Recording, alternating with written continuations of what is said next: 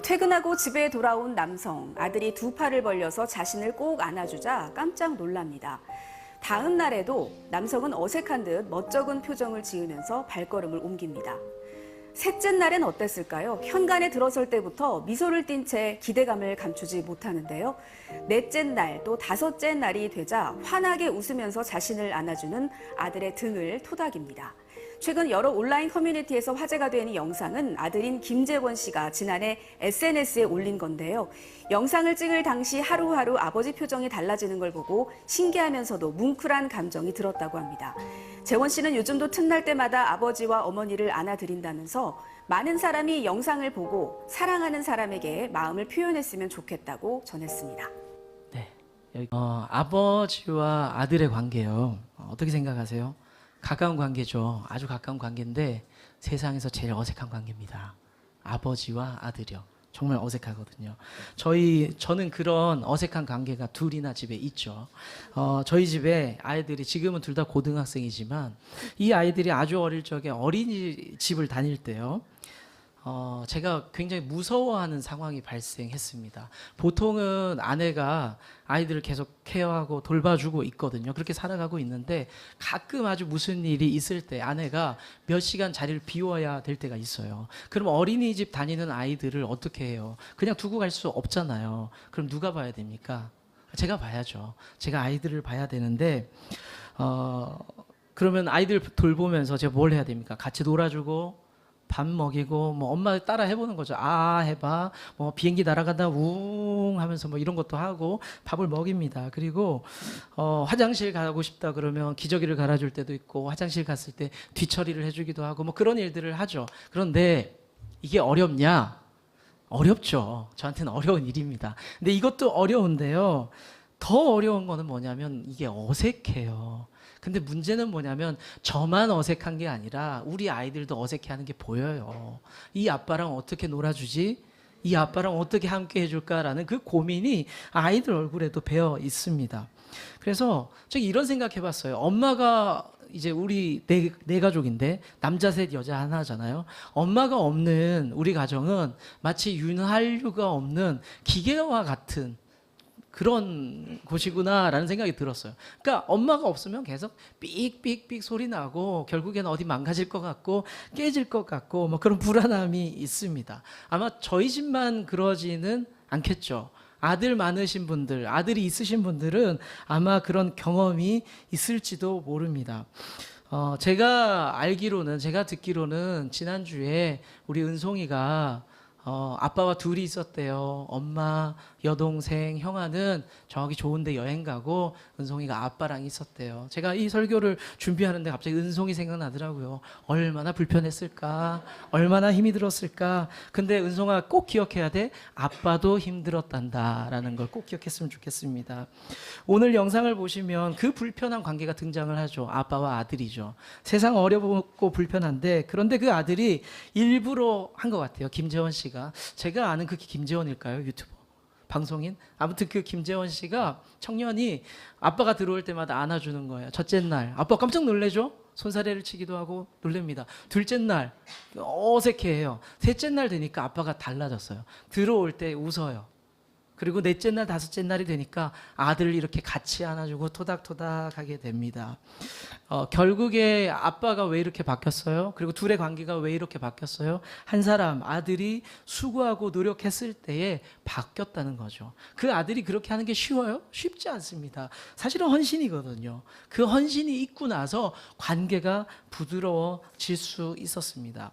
상황이 좋아지려면 여러분들은 삶 가운데서 어려운 상황들을 만날 겁니다. 교회 안에서도 가족 가운데서도 사회생활을 하면서도 어려운 관계들을 경험하실 겁니다. 그럴 때에 어떻게 해야 바뀔 수 있느냐? 사실은 수고하고 희생하는 사람이 없다면 사실은 관계는 바뀌어지지 않아요. 상황은 바뀌지가 않습니다.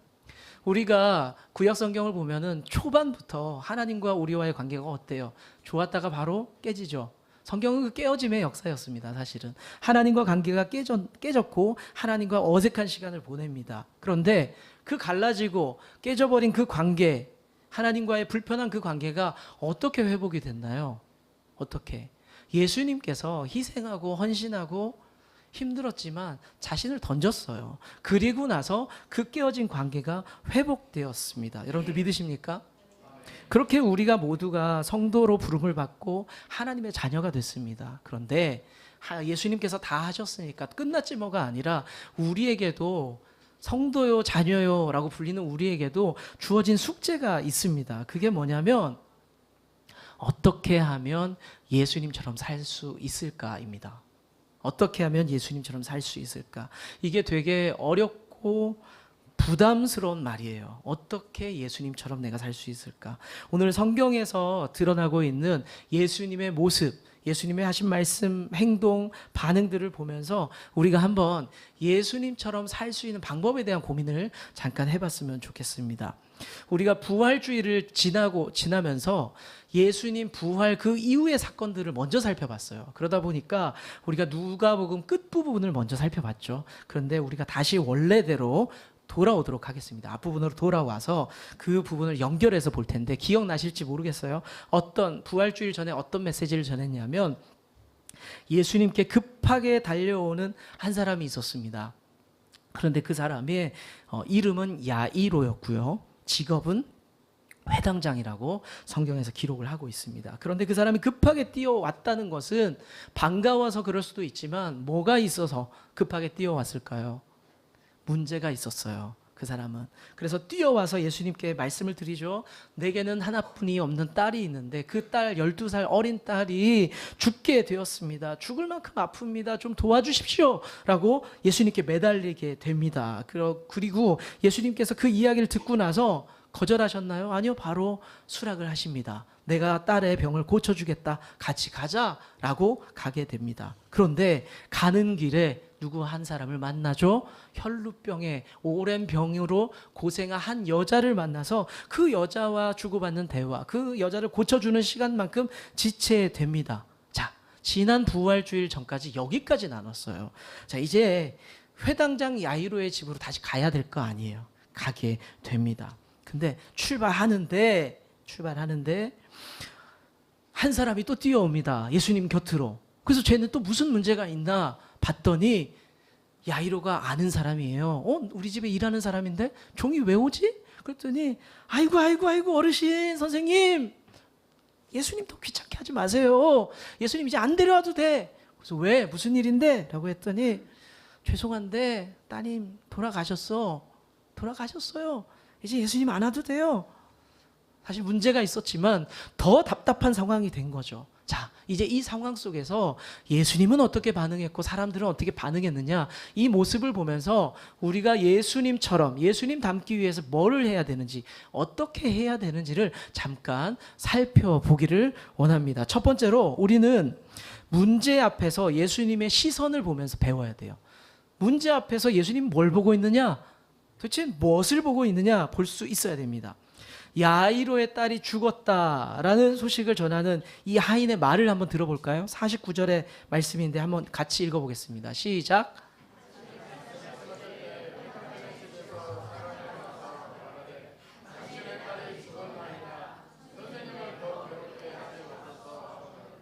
이 하인의 말의 요지가 뭐예요? 다 상황은 끝났다. 선생님 그만 괴롭혀라 라고 이야기를 합니다. 이 말만 듣는다면 아유 바쁜 선생님 좀 갈 길 가게 하시고 일로 오세요. 이제 아주 예의 바를 수 있고 예수님을 배려하는 것 같지만 예수님 면전에서 사실 예수님 무시하는 거예요.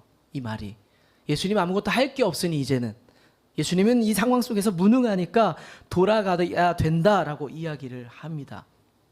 이미 당신 딸은 죽었으니까 예수님 할애비가 와도 안 돼요 라고 이야기를 합니다. 자, 이 말을 들은 예수님께서 기분이 좋을까요? 나쁠까요?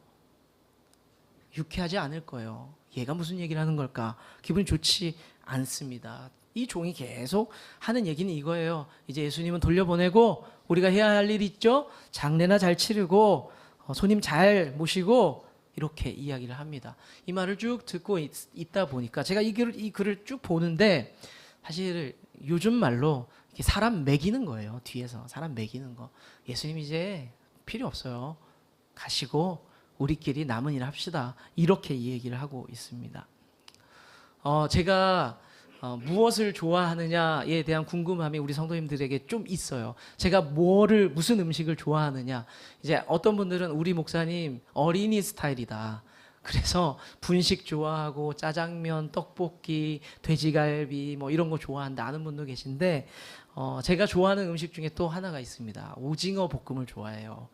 엄청 좋아합니다. 근데 저희 가족 중에 저랑 승민이가 엄청 좋아해요. 오징어 볶음을. 매콤하고 식감도 좋고 맛있잖아요. 그래서 저희 집에는 아침 먹을 때 오징어 볶음이 종종 올라옵니다.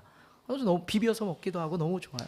그것만 있으면 저랑 승민이는 밥 한 그릇 다 먹습니다.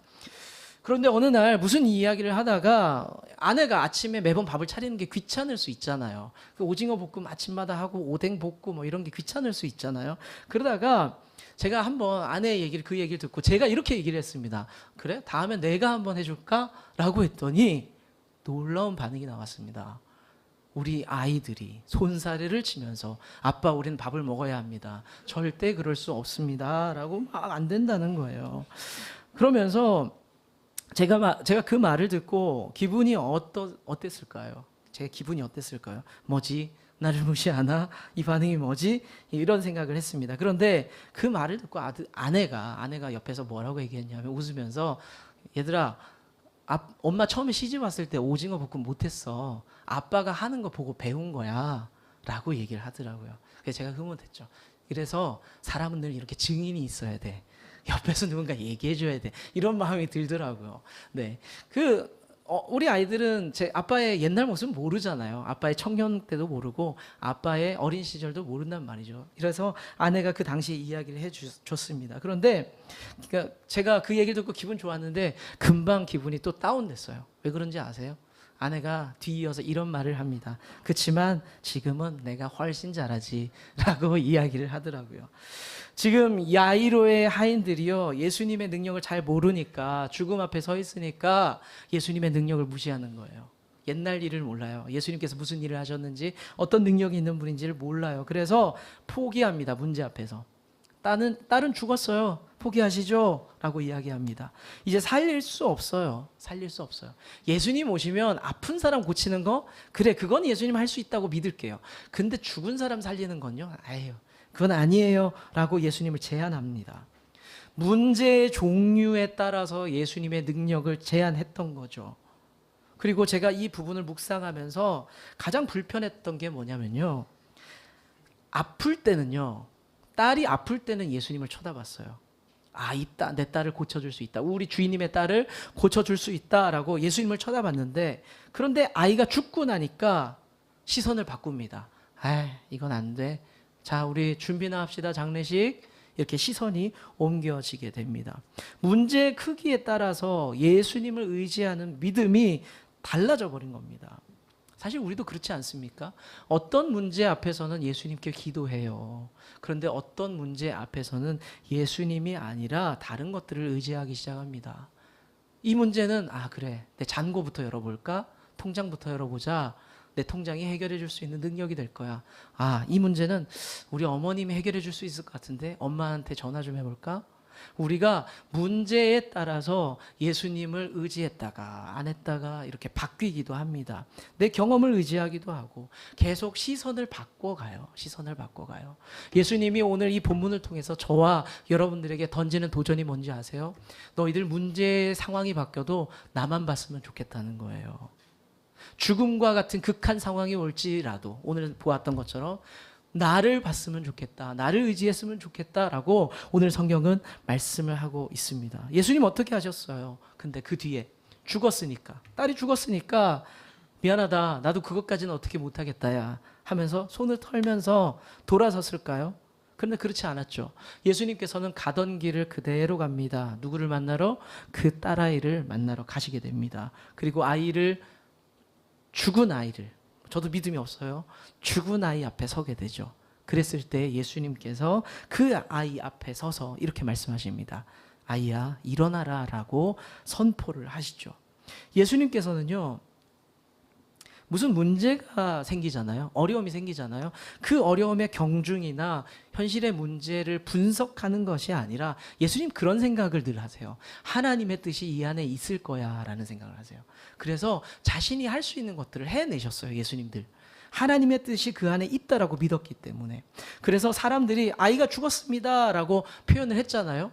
그랬을 때 예수님은 그 안에도, 이 사건 안에도 하나님의 뜻이 있다고 믿었어요. 그래서 표현을 다르게 합니다. 아이가 죽었어요 사람들이 얘기했을 때 예수님은 아이가 뭐라고? 잔다라고 표현을 합니다. 왜냐하면 하나님의 계획과 뜻을 믿으셨거든요. 우리가 삶을 살아가면서요, 문제가 터질 때마다 그 문제에 집중할 때가 많습니다. 당장 눈에 보이는 뭔가 걸리적거리는 그 문제 앞에 허부적거릴 때가 너무나 많습니다. 그런데 이때마다 우리가 한번 생각해 보세요. 예수님이라면 이 문제 앞에서 무엇을 생각하셨고 어떻게 하셨을까를 생각해 보시면 좋겠습니다. 우리도 예수님처럼 똑같이 이렇게 생각해 보세요. 이 문제를 통해서 하나님이 일하실 거야. 자, 따라해 보실까요? 이 문제를 통해서 하나님이 일하실 거야. 여러분들 지금 삶의 문제들이 다 있죠. 한 개인 분도 있고 10개인 분도 있고 너무 많은 게 있죠. 요만한 문제도 있고 이만한 문제도 있을 겁니다. 지금 똑같이 한번 선포해 볼까요? 다 같이 제가 먼저 해볼게요. 하나님께서 무언가 하실 거야. 네, 하나님께서 뭔가 분명히 하실 겁니다. 우리가 문제 앞에 막상 서보잖아요. 보통 사람들은 문제 앞에 서면 문제의 크기를 측정합니다. 얼마나 큰가, 얼마나 무거운가 그걸 보죠. 그리고 체감적으로요, 그 문제는 더 커 보여요. 사실 다른 사람들은 내 문제를 보잖아요. 그렇게 안 크거든요. 근데 내 문제가 되잖아요. 엄청 커 보입니다. 그리고 포기해 버리죠. 우리가 믿음의 사람들 시선을 다르게 둬야 돼요. 그 문제만 묵상할 것이 아니라 그보다 더 크신 하나님, 그거보다 더 능력 있는 하나님을 바라보면서 하나님 뭔가 하실 거야. 이 믿음의 선포. 당장 눈에 보이진 않아도 뭔가 하실 거야라는 그 믿음의 선포. 그리고 하나님께서 이 상황을 뒤엎어 버릴 거야. 여러분들 시골 살아보신 분들 어떨지 모르겠지만 이렇게 밭고랑이 이렇게 막 있잖아요. 그럼 그 가운데서 시골에는요, 그 밭고랑 사이에 짐승똥이 종종 있을 때가 있어요. 개똥이 됐든 뭐가 됐든 그러잖아요. 그러면 농부 아저씨가 뭐라고 하면서 그걸 치우는지 아세요? 그거를 퉁퉁퉁 뽀개서 이렇게 섞어버려요. 흙이랑 막 섞으면서 어따 거름 되겠네 하면 섞어버려요. 여러분들 인생의 문제가 올 때마다 그 똥덩어리 같은 것들이 우리 삶 가운데 있을 거예요. 하지만 여러분들 그 농부의 마음처럼 어따 내 삶에 거름 되겠네 하면서 하나님께서 엎어버리실 겁니다. 여러분들 믿으십니까? 여러분들 간증하는 사람들은 어떤 사람들이에요? 하나님이 문제를 엎어버리심을 경험한 사람들이 간증하는 거예요. 사랑하는 성도 여러분, 여러분들이 그런 믿음 갖길 원하고요. 그런 간증 있는 성도 될 수 있기를 축원합니다. 예, 두 번째 우리가 예수님께 배워야 될 것은 뭐냐면 문제 앞에서 예수님 어떻게 반응했느냐. 우리 그걸 배울 수 있어야 됩니다. 사랑하는 외동딸이 죽었습니다. 그 문제 앞에서 야이로와 가족들이 어떻게 반응을 했나 한번 볼게요. 52절의 말씀, 전반부의 말씀입니다. 같이 읽어봅니다. 시작. 모든 사람이 똑같이 반응합니다. 통곡하고 울었습니다. 내가 어쩔 수 없는 문제 앞에서 사람들이 할 수 있는 반응 지극히 당연하죠. 포기하고 속상하고 힘들어서 울어버립니다. 낙담이 되죠. 우리가 어려움과 마주하게 되면요, 그냥 울면서 털자. 우리의 가장 베스트 방법은 이거예요. 아유, 그냥 울어라. 털어버리자. 사람이 할 수 있는 건 이게 가장 큰 베스트 최고의 방법입니다. 제가 어릴 때, 제가 한 20살쯤 됐을 때 집이 완전히 무너졌다고 했잖아요. 재정적으로 완전히 무너졌습니다. 제가 그때 아버지를 봤거든요. 아버지를 봤는데 아버지의 모습이요, 다시 일어서야겠다는 의욕이 하나도 없었어요. 다 끝났다. 그리고 어떤 삶의 열심도 보이지 않았습니다. 그냥 다 포기해 버리셨습니다. 그리고 낙담하면서 도망갈 생각만 하시더라고요. 사람이 다 보통 그렇다는 거죠. 큰 문제 앞에 마주 서게 되면은 그걸 어떻게 치울 생각도 못하고 엎어버릴 생각도 못해요. 힘이 빠지죠. 도망가게 됩니다. 지금 내 딸아이의 죽음이라는 그 문제 앞에서 사람들은 감정의 지배를 받게 됩니다. 너무 힘들다, 괴롭다. 하나님 앞에 받았던 비전, 내가 하나님 믿는 사람이다. 그 모든 것들을 다 잊어버리게 됩니다. 옆에 누가 계셨어요? 예수님 계셨잖아요. 예수님 계시지만 어떠한 신앙적인 반응도 하지 않아요.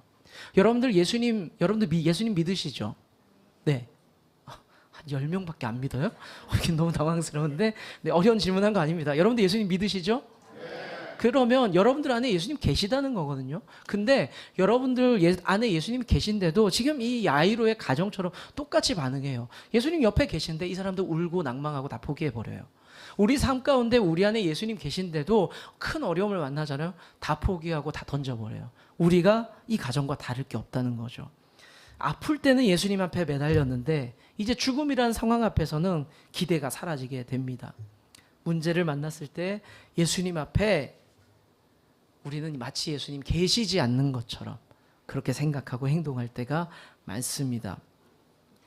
예수님께 우리가 너무 힘든 상황 속에서 막 울고불고 방방 뛰고 예수님 앞에 엎드리지도 않고 그럴 때 보면요, 우리는 그런 생각을 해요. 예수님을 그냥 살며시 지워버리는 것 같습니다. 그냥 다만 내 이 감정에 매몰돼서 세상이 무너진 것처럼 괴로워하면서 살아가고 있습니다. 근데 사람들이 그러할 때에 예수님은 뭐라고 어떻게 반응을 했을까요? 아이를 살렸죠. 그건 맞아요. 근데 그것도 중요하지만 저는 55절의 한 부분에 눈이 갔습니다. 같이 읽어볼까요? 시작.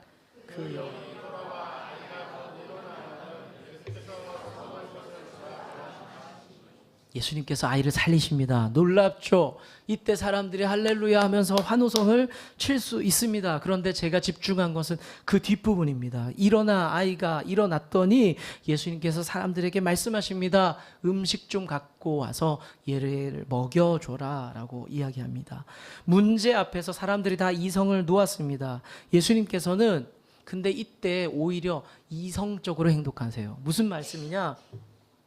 이 아이가 오랫동안 쓰러져 누워 있었고 죽었었기 때문에 이 아이에게 지금 눈은 떴고 일어났지만 필요한 게 뭐냐면 기력이었어요. 힘이 필요합니다. 사람들은 어디서 기력을 얻습니까?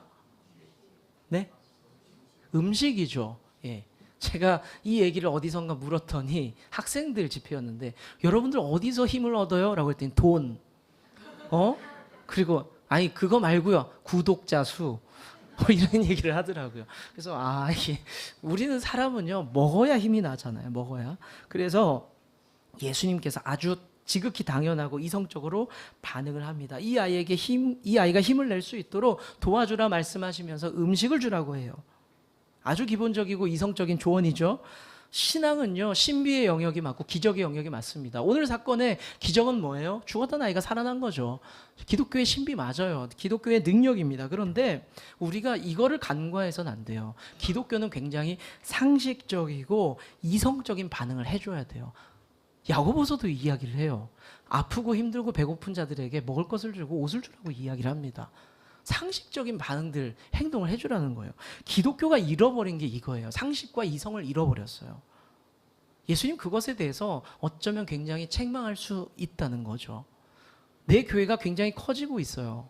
예를 들면 어느 교회가? 그럼 그것은 행복한 거예요. 그런데 그렇게 성장하면서 이성적이고 상식적인 행동들 뭐예요? 이웃을 좀 바라볼 수 있어야 되겠죠. 내 옆에 교회는 힘들지 않을까? 내 옆에 이웃들은 배고픈 이웃들은 없을까? 그런 생각들을 할 수 있어야 되는데 우리 교회들이 그런 생각하지 못해요. 힘이 있으니까 더 많은 그 힘을 이용을 해서 우리 공동체가 더 많은 걸 누리려고 한다는 말이죠. 누리려고 합니다. 우리 주변에 먹을 것을 줘야 하는 그런 이성적인 상식적인 그런 문제들이 굉장히 많습니다. 기독교인들이 가장 많이 하는 거짓말 1등 그걸 뭐라고 얘기하냐면 기도해 줄게 라고 이야기해요. 기도해 줄게. 이게 그냥 입버릇이 된 거예요. 우리 입버릇. 우리 주변에는요 정말로 기도가 필요한 사람이 있고 정말로 밥이 필요한 사람이 있고 정말로 돈이 필요한 사람들이 있고요. 정말로 만나서 이야기해 줘야 할 이웃 벗이 되어야 할 그런 사람들이 분명히 많이 있습니다. 그런데 우리 어떻습니까? 영적인 포장만 자꾸 하는 거예요. 상대의 필요를 아는지 모르는지 그냥 모른 척하기도 하고 상대의 필요를 채워주는 일, 나는 못해 게으르게 반응하고 외면하면서 내가 기도해 줄게 이 말로 영적인 포장만 계속하는 거예요. 영적인 포장만. 문제 앞에서 예수님 어떻게 반응했습니까? 자신이 할 수 있는 실제적인 필요들을 채워주셨어요. 현실적인 필요를 채워주라고 말씀을 하셨습니다. 여러분들의 이웃들 중에, 여러분들의 가족 중에서, 교회 식구들 중에서 문제가 생기면 여러분들의 주머니를 열 수 있어야죠. 근데 이 주머니 여는 게 쉽지 않죠. 딱 봐도 저 사람은 그냥 20만 원, 30만 원이 필요한 상황이에요. 근데 여러분들, 저도 똑같아요. 뭐 없어서 못 주는 것도 사실 있지만 우리 뭐라고 얘기해요? 기도해 줄게. 내가 가지고 있으면 줄 수 있어야 돼요. 그게 우리 믿음의 사람들 반응이에요. 그러니까 모든 것을 다 주라는 게 아닙니다. 내가 할 수 있는 선에서 할 수 있다면 우리가 그렇게 할 수 있어야 돼요. 예수님께서 아이에게 먹을 것을 줘라, 그의 필요를 채웠다라는 것들을 우리 삶 가운데서 이렇게 적용할 필요가 있습니다. 초대교회 성도들이 자기 소유를, 내 것을 팔아서 함께 나누면서 섬겼습니다. 왜 그랬을까요? 진짜 왜 그랬을까요? 이 사람들은. 여러분들 가지고 있는 거 사람들 막 나눠주는 게 좋습니까? 이게 그렇게 좋지 않아요, 사실은. 힘든 일입니다. 내 것을 쪼개서 준다는 거. 게다가 좋은 것을 준다는 건 더 힘든 일이에요. 더 힘든 일이에요. 왜 그랬냐? 이 초대교회 성도들은요, 한 가지 이 생각이었어요. 예수님을 내가 닮고 싶다는 거예요. 예수님 참 사랑이 많으셨어. 우리도 예수님을 좀 닮아가자. 그 생각이었습니다. 그 모습이 우리 좋은나무 교회와 수영로 교회 안에 충만하기를 소망합니다. 이제 말씀을 좀 정리해 볼게요. 믿음의 사람은요, 예수님 닮아야 돼요. 믿으십니까? 오늘 살펴본 예수님의 모습 두 가지 봤는데 우리는 닮아가야 돼요. 어떤 모습을 닮아가야 되느냐? 첫째는요, 예수님의 시선이 어디로 갔는지를 봐야 됩니다. 야이로의 하인은요, 예수님을 외면했어요. 문제가 커져버리니까 예수님 이거 감당하지 못합니다라고 예수님께로 향했던 그 시선을 바꿔버립니다. 큰 문제가 생기면요, 우리가 큰 어려움을 닥치면요, 하나님께 고정되던 그런 것들이 우리가 이제 시선을 옮겨버립니다. 우리가 길거리를 걷다가요, 돌뿌리를 만날 때 있어요. 가끔 그냥 걷다가 툭 걸리면 아야 하면서 멈추게 되죠. 돌뿌리를 걷다 보면 그냥 돌뿌리 탁 치면 막 짜증나잖아요. 아이 뭐야 라고 이야기를 합니다. 그런데요, 그 돌뿌리를 통해서 우리가 그럴 여유가 있어야 돼요. 잠깐 멈춰서 하나님을 또 기대하면서, 하나님을 찬양하면서, 말도 안 되는 얘기 같지만 인생의 장애물을 만났을 때 잠깐 멈출 수 있어야 돼요. 그리고 이 사건을 통해서 하나님 무슨 일을 하실까에 대한 기대감, 그런 기대감이 필요합니다. 두 번째는 예수님 반응이 어땠는지를 좀 보자고 말씀을 드렸죠. 문제 앞에서 사람들이 막 감정에 잠식을 당합니다. 근데 예수님께서는 현실적인 필요를 채워주는 반응을 보여주셨어요. 여러분들 사랑방에서, 목장에서 우리 이웃들, 우리 가족들 어려움들 들으면 뭐 어떻게 합니까? 내가 뭐라도 도와줄 수 있을까를 고민하셔야죠. 뭐라도 도와줄 수 있을 거예요. 그게 반찬을 조금 나눠주는 것이든, 만나서 내가 커피 한 잔 사는 거든, 내가 시간을 내서 함께하는 거든, 실제적인 필요를, 이야기를 좀 들어주면서 실제적인 필요를 채워줄 필요가 있습니다. 수영로 교회 성도 여러분, 제가 수영로 교회에 참 고마운 마음이 있어요. 제가 개척하고 어떻게 연결됐는지 모르겠지만 연결이 돼서 수년을요, 여러 가지 모습으로 도움을 받았어요. 근데 그 여러 가지 모습이 뭐가 좋았냐면 제가 정말 필요한 것들을 공급받았어요. 그것도 지혜예요. 하나님의 지혜. 수영로 교회에서 보내주는 김치, 우리 주일날 점심 때 너무 잘 먹거든요. 수영로 교회에서 보내주는 쌀, 필요한 우리 성도들에게 나눠주기도 하고 우리가 먹기도 했습니다. 상대가 뭐가 필요하냐, 그걸 보면서 섬겨주는 것, 그것이 사랑인 줄로 믿습니다. 예수님은 그렇게 반응을 했어요. 우리가 예수님처럼 그렇게 가야 한다고 믿습니다. 예수님의 눈으로 이 세상을 좀 바라보면서 예수님의 기대로 이 땅을 섬겨나가는, 그리고 이 땅을 조금이라도 변화시킬 수 있는 우리 성도 되시기를 축복합니다.